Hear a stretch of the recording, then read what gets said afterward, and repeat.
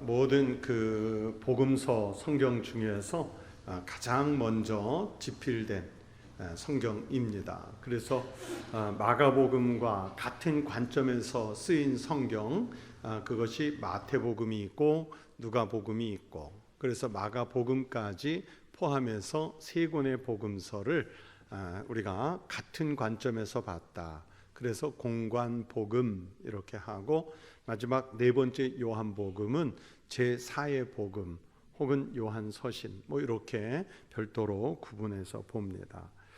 그래서 마가복음을 상세히 공부를 하면 마태복음과 누가복음을 이해하는데 훨씬 더 수월하게 이해할 수가 있습니다.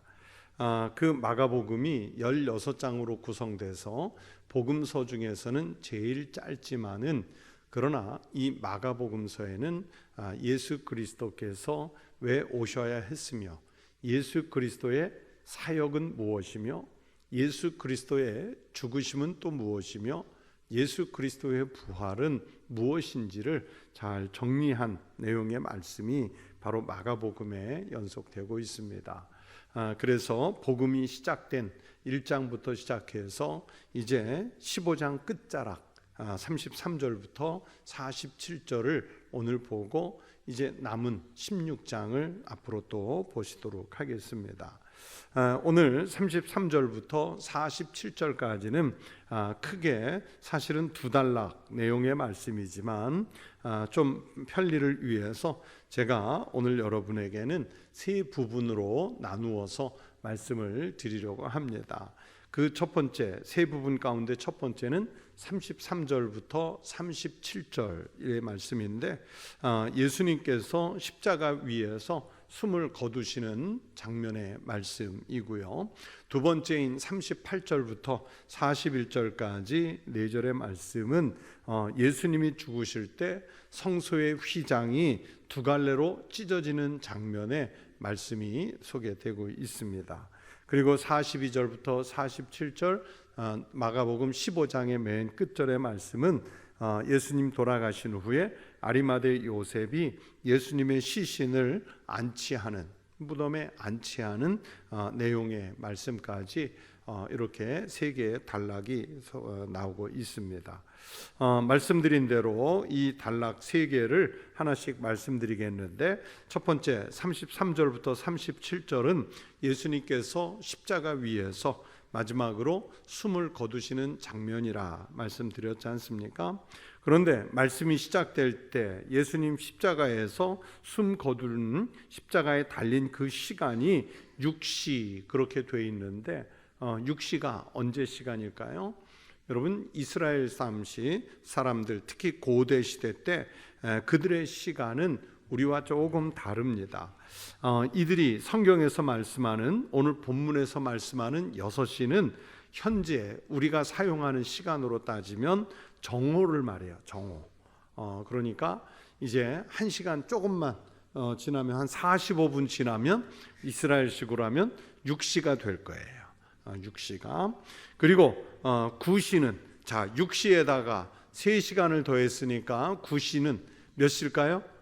오후 3시가 되는 겁니다. 여러분, 하루 중에서 가장 밝을 때가 이 시간이죠. 물론 요즘같이 그 해가 길 때는 물론 낮 12시부터 오후 한 4시, 5시까지도 밝지만은, 그러나 유럽에서 가서 보면 이 지중해 연안에서는요 6시부터 9시가 제일 밝고 해도 제일 뜨거워요. 유럽을 가보신 분들은 알겠지만, 요즘 같은 여름에 가면 저녁 8시, 9시, 늦은 경우는 10시까지도 해가 있는데, 그런데 가장 뜨거운 시간, 햇볕이 가장 강한 시간이 딱 이 시간이라는 말이에요. 그런데 가장 밝은 시간에 어둠이 임했다. 오늘 성경이 말씀하죠. 갑자기 어둠이 임했어요. 그래서 이 내용을 어떤 학자들은 일식이 아니었겠느냐 이렇게 보는데, 일식이 뭡니까? 지구와 태양 사이에 뭐가 껴들어요? 그렇죠, 달이 껴들어요. 초등학교 다닐 때 그 자연 시간 잘한 사람은 아는 거예요. 그렇죠? 태양과 지구 사이에 달이 이렇게 지구를 끼고 돌다가 그 사이에 딱 끼어들어서 일식이 되면 우리 순간 어두워지죠. 어두워지는 때가 있어요. 그런데 사실 일식일 가능성은 거의 없다고 봐요. 천문학자들은 일식의 가능성은 없어요. 왜냐하면 이 6월절 때가 만월이 때이기 때문에 우리가 부활절 날짜 계산할 때도 어떻게 계산한다고 종종 말씀드립니까? 자, 춘분이 지나고 그 다음은 매일 가르쳐도 매일 잊어버리는 거예요. 자, 춘분이 지나고 첫 번째 뭐가 떠요? 태양이 떠요? 보름달이 뜨고. 다음 시간에 시험을 봐야겠어. 설교를 하지 말고. 그 부활절 날짜를 계산해서 답을 내시오. 자, 춘분이 먼저 지나고, 춘분은 무슨 날이에요? 그냥 낮과 밤의 길이가 같은 날. 그래서 춘분이 지나고 첫 번째 보름달이 뜨고 그리고 나서 처음 맞이하는 주일. 그게 부활절이에요. 그래서 그 부활주일부터 뒤로 역산해서 46일을 뒤로 주일 4일을 포함해서 40일 이렇게 포함해서 46일을 뒤로 가면 수요일에 걸린다고 그랬죠. 그래서 그날이 제2의 수요일, 사순절이 시작되는 날. 이렇게 그 6월절 기준은 달, 만월을 기준으로 해요. 그렇기 때문에 오히려 천문학자들은 예수님께서 죽으실 때에 그 지중해 지역에 갑자기 이렇게 어둠이 임한 것은 일식이 아니라 월식일 가능성이 있다. 그렇게 봐요. 그러나 이건 단순한 자연현상이 아니라 누가복음 23장 44절에 보면 해가 빛을 잃었다 하는 말씀이 있어요. 그러니까 예수 그리스도 구주께서 십자가에 달리신 그 시간은 여러분 세상이 깜깜해졌다는 얘기는 매우 우주적이고 또 그러면서 종말론적인 이 변화의 사건이 일어나고 있다는 것을 예수님의 십자가가 말씀해 주시고 있습니다. 우리가 성경에 들어와 있지 않은 성경은 구약성경 39권, 신약성경 27권, 그래서 66권 속에 들어와 있지 않지만은 천주교에서는 외경이라는 것을 써요. 그리고 외경이 있고 외경 다음에 이게 복음서인 것 같기도 한데 제자가 쓴 것 같기는 한데 아닌 게 거의 확실한 그런 성경 비슷한 책이 있어요. 그걸 위경이라고 그래요. 외경보다 하나 더 신빙성이 조금 더 떨어지는 위경이라는 게 있어요. 위경. 이제 신학생들은 그걸 꼭 공부할 때 공부를 하는데 그 위경에는 어떤 책들이 있냐면 도마가 썼다고 주장하는 도마복음도 있고 베드로가 썼다고 주장하는 베드로복음서도 있어요. 마태, 마가, 누가, 요한복음 외에 또 다른 복음서들이 있는데 학자들이 아무리 연구해봐도 이건 도마가 쓴 것도 아니고 이거는 베드로가 쓴 것도 아니고 아마 그의 제자의 제자들이 썼지 않았을까, 아니면 흉내내서 썼지 않았을까, 이렇게 이제 학문적으로 밝혀지는 성경 비슷한 책들이 있어요. 그래서 그걸 외경, 그리고 또 외경보다 조금 더 신빙성이 떨어지는 것을 위경이라고 하는데 위경 가운데 중요한 자료가 베드로의 복음이라는 베드로 복음서가 있어요. 그런데 이 베드로 복음서에 바로 오늘 본문의 내용을 언급한 말씀이 있습니다. 이 오늘 본문을 그 베드로 복음에서는 뭐라고 표현했냐면 너무 어두워져서 그 어둠이 한밤중 같아서 대낮에 등을 달고 다녔다, 이렇게 표현을 하고 있어요. 대낮에 등을 들고 다녔대요. 그런 그 자연 현상이 막 일어났습니다. 그런 와중에 예수님이 십자가에 3시간 동안 6시부터 9시까지 3시간 달려 계시다가 우리 시간으로 오후 3시에 크게 소리를 지르고 이제 숨을 거두시지요. 그때에 여러분 예수님이 얼마나 고통스러웠을지 상상을 해보세요. 이 찢어지는 고통의 절규를 예수님께서 막 토해내시는 거예요.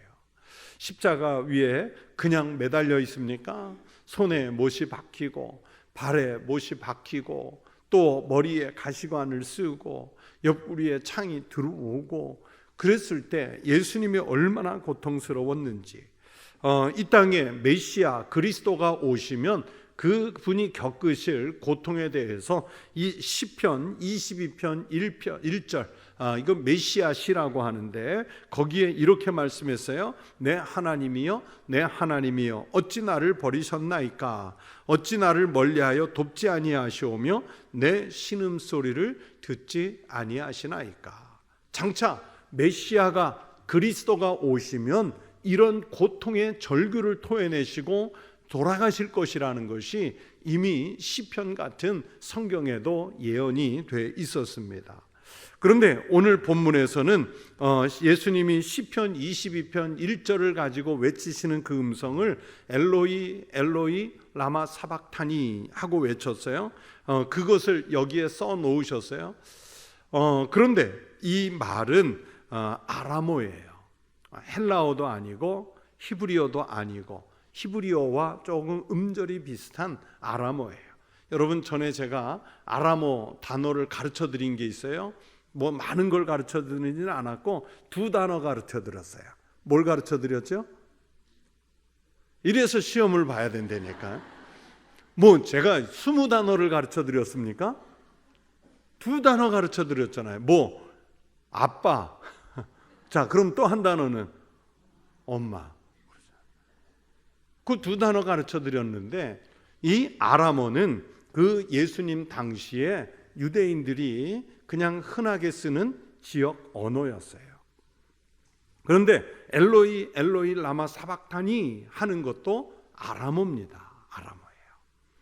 마가가 아마 독자들을 배려해서 여기에 기록으로 남겨놓았지 않았을까 그렇게 추정이 됩니다. 아무튼 십자가에서 예수님이 이렇게 고통을 외치는 이 순간은 여러분 단절의 고통이에요. 하나님과 이 아들이 단절되는, 그래서 마치 하나님께 자기가 버림받은 것 같은, 차라리 십자가에 죽는 것보다 어쩌면 더 고통스러운 것 같은 이 아픔을 느끼시는 시간이란 말이에요. 어찌 나를 멀리하여 돕지 아니하시오며 내 신음소리를 듣지 않고 계십니까? 이런 그 피를 토하는 절규를 예수님이 말씀하고 있어요.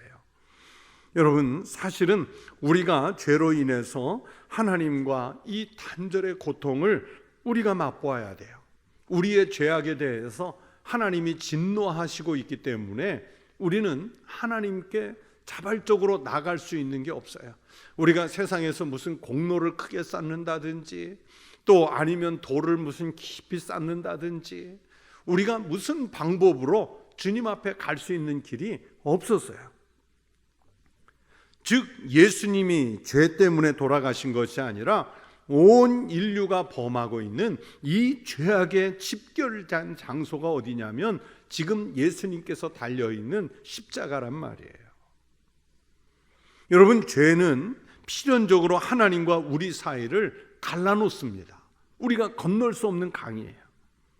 이사야 59장 2절에서 성경이 말씀하시기를 오직 너희 죄악이 너희와 너희 하나님 사이를 갈라놓았고 너희 죄가 그의 얼굴을 가리어서 너희에게서 듣지 않으시게 함이라.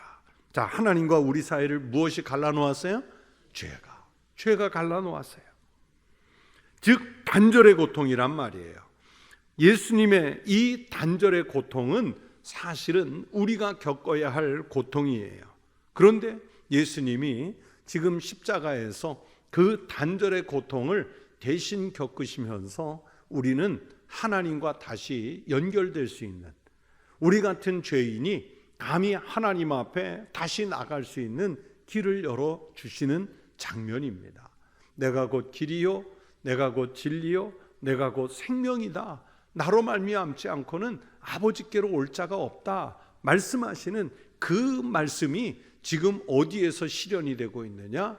예수님 달리신 이 단절의 십자가에서 이루어지고 있습니다. 즉 예수님은 십자가를 통해서 아버지께로 우리가 나갈 수 있는 길을 열어주시기 위해 이 고통을 겪고 계십니다. 그러므로 예수님께서 십자가에서 이렇게 외치신 이것을 우리가 믿음으로 우리는 하나님께 나가야 할 줄로 믿습니다. 거기는요, 예수님이 대신 죽으신 십자가는 죽음의 길이 아니라 우리가 진정으로 사는 길이 여기에 있는 줄로 믿습니다. 그러므로 길, 진리, 생명이라고 할 때 내가 곧 생명이다 이렇게 하시는 그 주님의 말씀에 귀를 기울여서 십자가 앞에 나아가는, 믿음으로 나아가는 우리 성도들 되시기를 축원합니다. 여러분, 예수님께서 죽으신 것은 이렇게 아주 철저하게 대속적으로 죽으신 것이고, 또 그러면서 아버지의 뜻에 순종하신 결과로서 돌아가신 것입니다. 그러므로 예수님의 십자가가 순종의 상징인 것처럼, 생명의 상징인 것처럼 우리 그리스도인의 삶도 순종적으로 살아야 할 줄로 믿습니다. 예수께서 십자가에서 대속을 완성하신 것처럼 우리도 그리스도인이라는 이름을 가지면 어느 곳에서 무엇을 하며 어떤 형편에 살든지 누군가를 대속하는 삶을 살아가시는 큰 믿음의 소유자들이 되시기를 바랍니다. 이기적인 삶을 추구하는 것이 아니라 예수님의 십자가에서 죽으신 그 이타적인 삶을 우리가 본받아서 나도 누군가에게는 십자가를 통해 선을, 그리고 하나님의 자비와 생명과 사랑을 나눌 수 있는 삶을 살아가시는 우리 성도들 되시기를 축원합니다. 자, 두 번째 단락, 그렇게 38절부터 41절 이 말씀은 예수님께서 십자가에서 죽으시는 중에 지성소의 휘장이 위로부터 아래까지 찢어지는 그 장면의 말씀이 나옵니다. 사실은 예루살렘 성전에는 휘장이 두 군데가 있어요. 우리가 보통은 지성소에 있는 휘장 하나만 주로 생각할 때가 있는데, 그 성전에 들어가면 그 두 개의 그 휘장이 있는데, 먼저는 첫 번째는 어디서 휘장을 만날 수가 있냐면 성전 앞뜰에 이제 가면 이제 이방인의 뜰, 성전 앞뜰 쪽하고 그 다음 단계로 넘어가는 성소를 구분하는 그 외부에 이렇게 휘장이 하나 있어요. 그리고 두 번째 휘장은 또 어디가 있느냐, 일반 성소가 있다면 그 성소 안에 가장 안쪽에, 그러면서 가장 핵심되는 자리에 대제사장만 오직 들어갈 수 있는 지성소라고 하는 곳이 있는데, 바로 그 지성소와 일반 성소 공간을 나누는 거기에 또 하나의 휘장이 있어요. 아마 우리 교회를 가지고 예를 든다면 첫 번째 휘장은 로비 현 입구 쪽에 있다고 볼 수 있겠죠. 그리고 지성소와 일반 성소를 나누는 곳은 어쩌면 강대상 쪽, 이 안쪽이라고 이렇게 쉽게 구분해 놓을 수 있겠어요. 그런데 오늘 성경 속에서 성소의 휘장이 위에서부터 아래로 찢어졌다고 하는데, 이 본문 속에 나오는 성소의 휘장이 헬라어로 보니까요, 카타페타스마, 말이 좀 어려운데 카타페타스마 사전을 찾아보니까 이 성소 그 휘장은 어디냐면 지성소 앞에 있는 휘장을 가리키는 거예요. 그런데 이 지성소 앞에 있는, 제가 성경 말씀을 읽으면서 생각했어요. 이 지성소 앞에 있는 휘장만 찢어졌다면, 그러면 여러분 여기는 누구만 들어올 수 있다고 그랬죠? 대제사장. 그러면 일반 사람들, 로마 군인들이 봤을까요? 못 봤을까요? 못 봤다고요. 볼 수가 없어요. 그러면 성전 휘장이 갑자기 위에서부터 아래로 찢어진 것을 비밀에 붙일 수가 있잖아요. 극비로 아무도 못 봤으니까 그렇게 할 수 있는데, 그런데 이 성소에 휘장이 찢어졌다는 것은 여러 주석학자들도 보고 제가 말씀을 묵상하면서 내린 결론은 두 군데 다 찢어졌겠다. 입구의 것도 찢어졌고 지성소와 성소를 구분하는 바로 카타페타스마도 함께 찢어졌을 것이다. 그렇게 이제 보는 거예요. 그래서 38절에 이에 성소 휘장이 위로부터 아래로 찢어져 둘이 되니라, 이렇게 상세히 서술을 하고 있죠. 그러면 이렇게 기록으로 남길 수 있는 것은 성전 근처에 있던 사람들이 함께 복격할 수 있는 위치에 있었단 말이에요. 지금 6월절이라고 그랬죠. 많은 곳에서 사람들이 막 예루살렘 성전을 향해 순례를 와 있는 상황이란 말이에요. 그 많은 사람들이 성소가 그 휘장이 찢어지는 것을 쉽게 볼 수 있는 자리는 바로 바깥 성소였을 거예요. 그런데 굳이 여기에 지성소 안에 휘장이 찢어졌다 하는 뜻에서 카타페타스마, 이게 이 단어를 굳이 쓴 것은 결국은 안과 밖에 모든 휘장이, 두 개의 휘장이 동시에 찢어졌다는 것을 마가가 기록하지 않았을까, 그렇게 이 성경을 생각했어요. 고대 가장 유명한 유대의 역사가가 누구냐면 요세푸스라는 분이 있어요. 이 요세푸스가 고대 유대인들의 역사를 얼마나 많이 상술해 놓았는지 모를 정도예요. 그래서 저희들이 신학을 공부하면 고대 이스라엘의 역사에 반드시 등장하는 이름이 바로 이 요세푸스예요. 온갖 작은 것부터 큰 역사까지 아주 세밀하게 기록한 내용들이 많거든요. 이 역사가 요세푸스가 기록하기를 이 지성소의 휘장, 조금 전에 말씀드렸던 카타페타스마라는 것은 뭘로 만드냐면 최고급 린넨, 그것도 어느 나라제냐? 바벨론제, 바벨론에서 제작한 최고급 린넨 천으로 만든다고 이 요세푸스가 기록해 놓았어요. 그런데 그 최고급 바벨론제 린넨 천으로 제작된 휘장이 아주 그냥 아무 힘 없이 훅 찢어져 버리고 말았습니다. 자, 굳이 성소의 휘장이 위로부터 아래로 찢어져 둘이 된 이 말씀을 왜 따로 한 단락으로 보느냐, 제가 구분을 했냐면 몇 가지 이유가 있어요. 첫 번째는 이 영원한 효력을 지니신 우리 예수님의 대속적인 죽음으로 인해서 결국은 구약에서 드리던 성전 제사가 의미를 잃게 됐다. 그 의미를 잃었어요. 여러분, 구약의 희생 제사는 절기마다 때마다 짐승 하나를 가져와서, 그게 비둘기가 됐든 아니면 큰 양이나 소가 됐든 뭔가 늘 예물을 가져와서 그것을 갈라 피를 내고 그것을 구워 향을 올리고 그러면서 제사를 드려야 했는데, 그런데 그거는 유효기간이 있단 말이에요. 그런데 예수께서 십자가에서 죽으심으로써 성소의 휘장이 찢어졌다는 얘기는 이제 누구라도 한 번에 드린, 단번에 드린 희생 제물이 있으시기 때문에 우리는 이제 영원한 효력을 갖게 됐다. 죄를 속량받는 것에 대해서 영원한 효력을 갖게 됐다. 그런 의미의 뜻을 가지고 있습니다. 여러분, 그리고 지금까지는 오직 대제사장만 하나님을 대면하지요. 지성소에는 누구만 들어간다고 그랬어요? 대제사장. 일반 제사장도 못 들어가요. 오직 대제사장만 들어가는 자리가 거기에요. 그런데 대제사장이 들어갔다가 하나님 앞에 범죄한 것이 있어서 죽을 수가 있잖아요. 그럼 그거 어떻게 해야 돼요? 대제사장을? 지성소 안에서 죽는 경우가 종종 있거든요. 어떻게 했을까요? 119 구급대원이 들어가서 그냥 얼른 꺼내오나요? 어떻게 했을까요? 이제 알고 계시는 분들이 많이 있으신 것 같은데, 이 대제사장이 지성소에 들어갈 때는 그 자리가 이제 대제사장만 들어가는 거예요. 그러니까 방울을 달고 들어가요.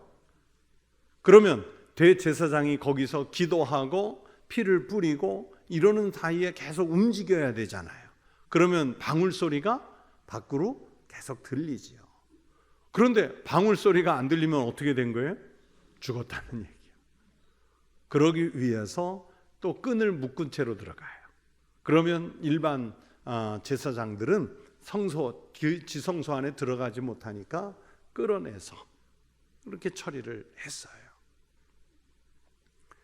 그 얘기는 뭐냐면 지성소에 들어가야 하나님을 대면할 수 있는데, 그런데 대제사장만 들어갈 수 있다는 얘기는 오직 대제사장만 하나님을 대면했다는 얘기예요. 그러나 이제 예수님이 십자가에서 죽으시고 성소의 휘장이 둘로 찢어져 공개가 됐다는 얘기는 이방인을 포함한 모든 사람들이 다 하나님께 접근할 수 있는 새로운 길이 열렸다는 뜻입니다. 제가 앞에 성전에 들어오면 입구에 그 이방인의 뜰 앞에 있던 성소의 휘장도 찢어졌다고 말씀드렸죠. 그러니까 이방인도 유대인의 뜰로 들어올 수 있고 여성들도 바로 유대인의 뜰로 들어올 수 있는 그 길들이 열린 거예요. 누구나 들어올 수 있는 길이 열린 거예요.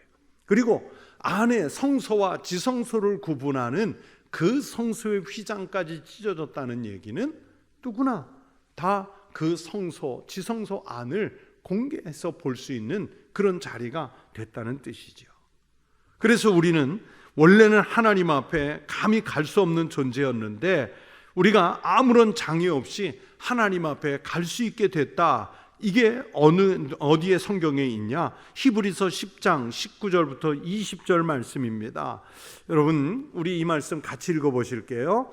그러므로 형제들아, 우리가 예수의 피를 힘입어 성소에 들어갈 담력을 얻었나니 그 길은 우리를 위하여 휘장 가운데로 열어놓으신 새로운 살 길이요 휘장은 곧 그의 육체니라. 예수님이 찢어 죽음을 당하심으로 인해서요 성소의 휘장이 찢어진 것처럼 들어갈 수 있는, 우리가 성소에 들어갈 담력을 예수님의 피로 입게 된 줄로 믿습니다. 그 길은 우리를 위해서, 여기서 우리는 나 같은 죄인을 말해요. 나 같은 죄인을 위해서 휘장 가운데 길을 예수님께서 십자가에서 열어주셨다는 말씀입니다. 그래서 이 혈통적인 이스라엘의 역할은 끝났어요. 이제는 믿음으로 형성된 영적인 새 이스라엘, 그래서 우리를 늘 새로운 이스라엘이라고 하지 않습니까? 유대인들은요 지금도 메시아가 자기들을 위해서 오실 것이라는 기대를 갖고 사는데 백날 기다려 보십시오. 안 옵니다. 왜냐하면 우리의 새로운 이스라엘, 새로운 혈통을 만들어 주신 그리스도 예수 메시아가 이미 오신 줄로 믿습니다. 그래서 우리는 새로운 신앙의 기틀이 마련이 됐습니다. 그러므로 우리에게 어떤 의미가 있느냐? 형식적이고 위선적이던 이 종교로서의 유대교를 이젠 벗어나요. 그래서 새로운 믿음, 실천하는 믿음을 사는 길을 예수님이 십자가에서 죽으심으로, 그리고 성소의 휘장이 찢어짐으로 이미 우리에게 알려주신 줄로 믿습니다. 그때의 성소의 휘장이 찢어지지 않았으면 여러분 지금 이 자리에 없어요. 있을 수가 없어요. 제가 이 자리에 있을 수가 없어요. 없는 게 당연해요. 그런데 어떤 사람은 목회자로, 어떤 사람은 성도로 우리가 하나님의 전 앞에 나와 이렇게 예배하고 하나님을 나의 아버지라고 부를 수 있는 은혜의 길을, 생명의 길을 열어주신 줄로 믿습니다. 당장에 보면, 오늘 성경 속에 보면 바로 이런 장면이 일어나고 있던, 이 내용을 지켜보고 있던 백부장이 뭐라고 고백합니까? 39절에 이 사람은 진실로 하나님의 아들이었도다. 예수님의 이 십자가를 목격하면서 하나님의 아들을 고백 안 할 수가 없어요. 여러분, 예수님의 십자가를 보고 백부장이 이 사람은 진실로 하나님 아들이었습니다, 이렇게 고백한 것처럼 우리가 그런 십자가를 지는 삶을 보고 우리도 사람들이 저 사람은 진짜 그리스도인이야, 저 사람은 정말 하나님을 믿는 사람인가 봐, 그렇게 하나님의 사람들로 인정을 받고 살아가는 우리 거룩한 성도들이 되시기를 축원합니다. 마지막 세 번째 단락 42절부터 47절은 이제 예수님 십자가에서 죽으신 후에 아리마대 요셉이 예수님의 장례를 치루어 드리는 내용의 말씀이에요. 아리마대가 뭘까요? 아리마대가 뭘까요? 우리는 보통 아리마대 요셉 하니까 그 이름인 줄 아는데 그런 뜻은 아니고요. 지역 이름입니다. 지역. 이분이 요셉이 어디 출신이에요? 아리마대 요셉이라는 뜻이에요. 그래서 저희들이 그 신학을 공부하면 초대교회 교부들이요, 같은 이름이 뭐 등장을 하면 다 누구라고 하냐면 알렉산드리아의 누구, 뭐 밀란의 누구, 아니면 아테네의 누구, 뭐 고대 그리스 시대에 철학자들도 같거든요. 같은 이름의 철학자가 나오면 그 사람이 어디 출신인지를 꼭 밝혀요. 그런 것처럼 이 아리마대는 지역 이름이에요. 가룟 유다, 유다가 가룟이라는 지역 출신일 것이다. 또 구레네, 지난 시간에 봤잖아요. 구레네 사람 시몬이라는 뜻이에요. 그런 것처럼 아리마대 출신 요셉. 우리가 우리나라에도 안성댁, 제일 흔한 안성댁, 뭐 평양댁, 어디에서 시집 왔느냐에 따라서 그 지역 출신을 이렇게 붙여서 아무아무개 댁이라고 부르는 경우가 있었지 않습니까? 이 아리마대 요셉은 아리마대에서 왔고, 그런데 신분이 중요해요. 이 요셉의 신분이 뭐냐? 43절 후반절에 이 사람은 뭐라고 되어 있어요? 존경받는 공회원이요, 하나님의 나라를 기다리는 자라. 신분이 공의회 의원이에요. 여러분, 이 공의회를 사내들인이라고 계속 말씀드렸죠. 사내들인 공의회는 72명으로 구성이 되어 있어요. 그래서 12개 지파니까 한 지파에 대표 6명씩, 그래서 12개 지파 72명인데 이스라엘 사람들은 항상 만수를 가지고 수를 계산하기 때문에 72인 공의회 이렇게 말하지 않고 70인 공의회, 70인 공회 이렇게 이름을 불러요. 간혹 말씀드리지만 구약 성경을 헬라어로 번역한 성경을 70인역이라고 그러는데, 그것도 70인이 모여서 번역했다는 게 아니라 각 지파에 학자 6명씩 모여서 72명의 사람들이 이 성경을 번역을 했는데, 오늘 우리는 그 성경을 septuaginta 70인역 이렇게 이름을 붙여서 부르고 있어요. 그런데 이 공의회 의원이 됐다는 것은 자기 지파를 대표하는 사람이란 말이에요. 그러면서 그 이스라엘 사람들에게 존경을 받고, 또 그러면서 나름대로 권력을 가지고 있는 그런 신분이에요. 그런데 이 아리마대 사람 요셉은 존경받는 공회원이었고 하나님 나라를 기다리는 자라 그랬어요. 그러니까 정치인으로서 아니면 종교인으로서 백성들에게 존경을 받았고, 신앙적인 면에서도 하나님 나라를 기다리고 있는 신실한 사람이었다는 것을 알 수 있습니다. 그 요셉이 예수님이 돌아가시자 빌라도를 찾아 들어가서 예수님 시체를 달라고 요구했어요. 여러분, 예수님 시신을 달라는 것으로 보아서 그 아리마대 사람 요셉의 신앙이라는 게 하나님 나라를 기다린다는 게 예수를 향해 있다는 것을 알 수 있지요. 예수를 그분으로 인정했다는 뜻이에요. 그런데 43절에 뭐라고 표현했냐면, 시신을 달라고 하는데 당돌이 요구했다 그랬어요. 여러분, 당돌하게 우리 어린아이가 어른한테 뭐 이렇게 제가 나한테 뭔가 요구할 수 없는데 아주 뭐랄까 담대하게 찾아와 이야기하면 그놈 참 당돌하네 그러잖아요. 당돌하다. 왜 당돌하다는 표현을 썼을까요? 여러분, 요셉은 사내들인 공의회 의원이라고 그랬죠.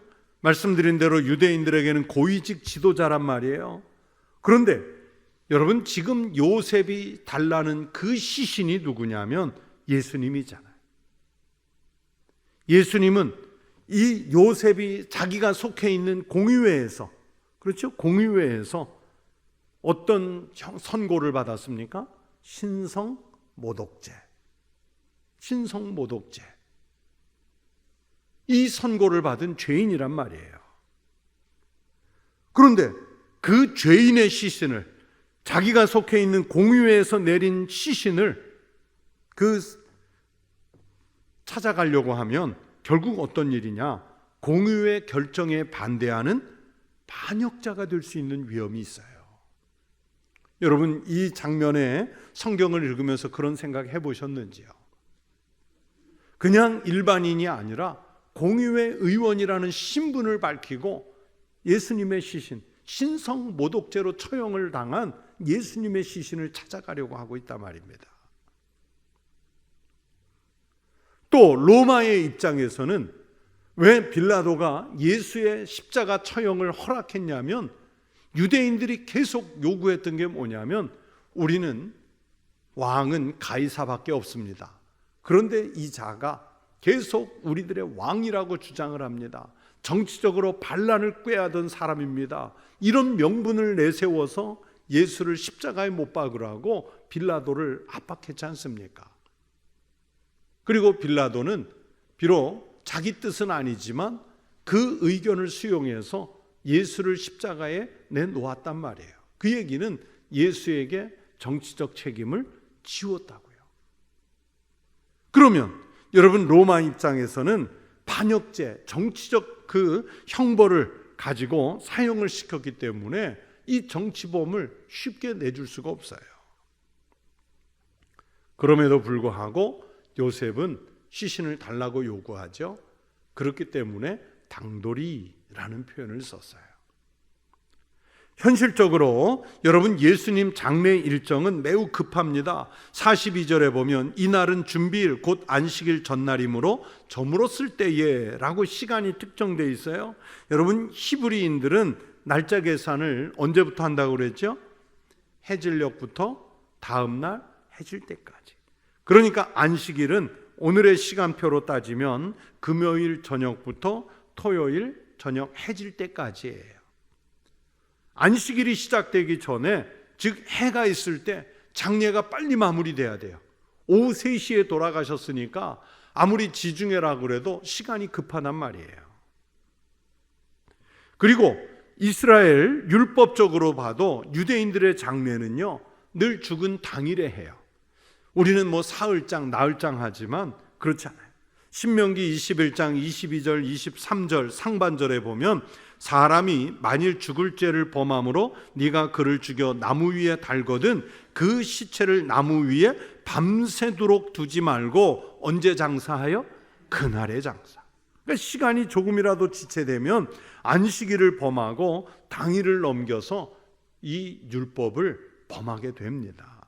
그래서 빨리 처리하기 위해서 죽음을 확 빨리 진행하려고 두 강도는 무릎을 꺾어요. 그리고 예수님은 창으로 옆구리를 찔러서 물과 피를 다 쏟아내서 죽음을 확인했어요. 예수님의 장례를 급하게 치르는 것은 유대인들의 요구가 있었기 때문이기도 합니다. 요한복음 19장 31절에 이날은 준비일이라 유대인들은 그 안식일이 큰 날이므로 그 안식일에 시체들을 십자가에 두지 아니하려 하여 빌라도에게 그들의 다리를 꺾어 시체를 치워달라 하니 그랬어요. 그러니까 자기네 유대인들의 관례대로 다리를 십자가에서 나무에 달려 죽은 사람의 다리를 꺾어라는, 그러니까 죽었는지 안 죽었는지를 빨리 확인하라는 거예요. 그래서 두 강도는 다리를 꺾었는데, 그런데 보니까 예수님은 이미 죽었기에 빌라도도 백부장을 불러서 벌써 죽었니? 하고 묻잖아요. 그래서 다리를 꺾지 않고 요한복음 19장 33절에 의하면 군인이 창으로 옆구리를 찔러봤어요. 그중 한 군인이 창으로 옆구리를 찌르니 곧 피와 물이 나오더라. 죽음을 확인하기 위해서 찌른 거예요. 이게. 그런데 왜 두 강도는 다리를 꺾었는데 왜 예수님은 다리를 꺾지 않고 창으로 찔렀을까? 요한복음 19장 36절에 이 일이 일어난 것은, 즉 다리를 꺾지 않고 옆구리를 창으로 찌른 것, 이 일이 일어난 것은 그 뼈가 하나도 꺾이지 아니하리라 한 성경을 응하게 하려 함이라. 메시아는 뼈가 꺾이지 않는다. 성경에 이미 예언이 돼 있었다고 말씀해요. 그러면 어떤 성경인지 또 우리가 알아야 되잖아요. 성경 어디에 있는지. 시편 34편 20절에 메시아 예언이 있습니다. 그의 모든 뼈를 보호하시며 그 중에서 하나도 꺾이지 아니하도다. 예수님 십자가에서 이 예언이 성취가 돼요. 그렇게 해서 예수님이 돌아가셨어요. 그리고 요셉이 와서 시신을 인수받아서 장례를 하지요. 오늘 성경에 보니까 예수님의 시신을 세마포로 쌌어요. 그리고 바위 속에 판 무덤에 넣어두고 돌을 굴려서 무덤 문을 막았어요. 자, 제가 골고다의 사진 두 매를 보여드릴게요. 저 왼쪽 이렇게 촛불이 많은, 등이 많은 것은 로마 교회가 관리하는 골고다, 예수님 묻히신 무덤이라고 추정되는 곳이라고 알려져 있고요. 거기에 어마어마하게 큰 교회가 있어요. 저기를 들어가 보려면 저랑 같이 가보신 분들은 알겠지만 줄을 나래비로 서서 한참 걸려서 저기까지 들어가야 돼요. 저건 로마 교회가 관리하는 골고다이고 그 무덤이고, 아리마대 사람 요셉의 준비해놓은 무덤이고, 또 좀 저렇게 소박한 무덤은 저거는 우리 개신교회가 관리하는 영어로는 톰브 가든, 무덤 정원이라는 이름을 가졌는데, 제가 그 사진을 보여드리지는 않지만 저 무덤이 있는, 제가 볼 때는 저기가 무덤 같아요. 이 화려한 여기가 아니라. 왜 그러냐면 개신교회가 관리하는 그 언덕은요, 여기 이름이 골고다가 해골의 곳이잖아요. 해골의 곳. 진짜 바위가요, 큰 그 절벽이 해골같이 생겼어요. 딱 모양이 누가 봐도 해골같이. 그래서 아마 여기가 아니었을까 이렇게 추정이 돼요. 그런데 이스라엘에 가면 저런 석회로 된 굴들이 꽤 많거든요. 그냥 자연 굴이 많아서 거기에 막벨라 굴, 성경에도 보면, 그렇죠? 그 아무개 굴에 시신을 장례하는 일들이 많았단 말이에요.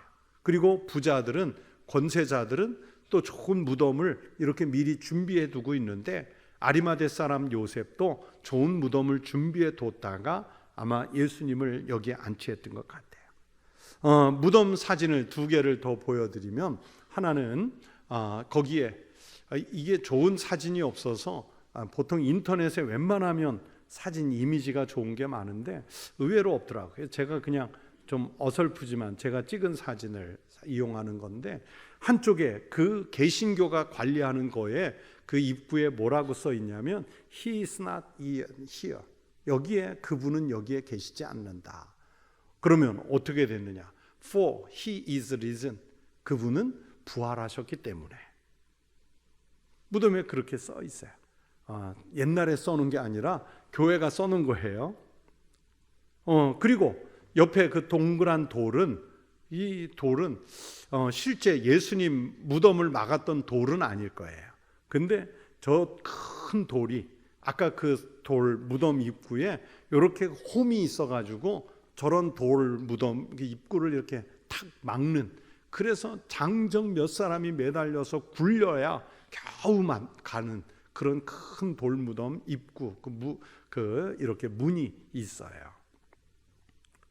바로 이런 식의 장례를 치렀어요. 그런데 이 무덤에 목격자가 있어요. 마리아와 요새의 어머니 마리아. 47절에 보니까 막달라 마리아와 요새의 어머니 마리아가 예수 둔 곳을 보더라 그랬어요. 자, 예수님의 이 장례를 치르는데 보세요. 예수님을 지키겠다고 호언장담했던 제자들 어디 갔어요? 부활하실 거 기대하면서 기도하고 있었나요? 다 도망쳤어요. 그러나 그동안 예수님 앞에 드러나지 않았던 요셉 또는 요한복음 앞부분에 등장하는 니고데모, 이런 분들이 예수님 장례를 치러요. 여러분, 신앙은 좋을 때 드러나지 않습니다. 지금 예배당 편안하고 안락한 곳에 앉아 있으면 우리 다 신앙 좋은 것 같죠? 아니에요. 여러분에게 엄청난 고난과 박해와 위기와 위험에 왔을 때 과연 그 고난 중에도 내가 내 신앙을 지킬 수 있는지 한번 점검해 보세요.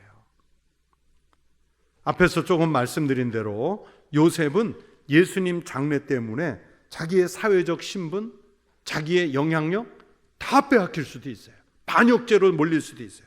그러나 정말 정성을 다해서 예수님 장례를 담당하지 않습니까? 그리고 오늘 성경 속에 또는 복음서에 등장하는 연약한 여성들도요, 예수님 무덤 확인하죠. 예수님 향품 준비하죠. 그러면서 예수님 무덤 위치 확인하려고 따라가죠.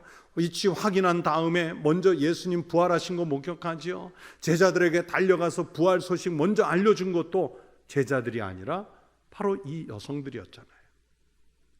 그래서 평안하고 좋을 때는 신앙이 있는 척하면서 위험과 손해 앞에서는 다 약해질 수 있습니다.